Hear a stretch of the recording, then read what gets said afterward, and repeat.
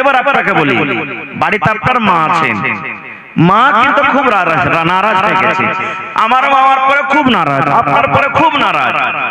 জালসা শুনে গেলেন, মাগে সেব লেসছে গে মা, খাবো না হট, খাবো না তোর সেব, মাগে তোর লেগে জিলাপি লেসছে গে মা, হট খাবো না, তোর মতন ছেলের আমি মুখ দেখবো না গো, হট তোর সেব খাবো না গো, তুই বকতে আসবি না আমার সামনে, এত মারা গেছে।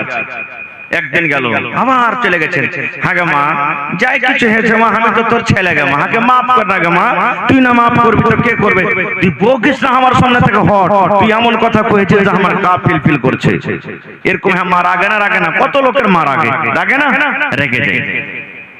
মার কাছে একদিন গেলেন, মা আপনার জিলাপি খেলো না, মার কাছে আর একদিন চলে গেলেন সেব নিয়ে, মা সেব খেলো না, মার কাছে আর একদিন চলে গেলেন মিষ্টি নিয়ে, মা খেলো না।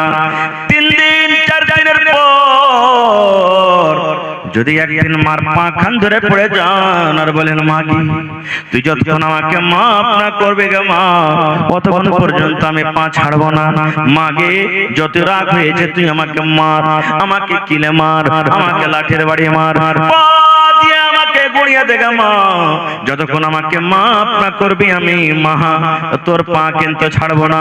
এবার আপনি বলেন তো, দুনিয়ার যতই মা দিল পাথরওয়ালি মা হোক, দুনিয়ার যত কঠোরওয়ালি মা হোক, দুনিয়ার এমন কোন মা নাই যে ছেলে এরকম ভাবে মাপ চাইতে গেলে সেই মা কিন্তু তাকে ক্ষমা করবে না।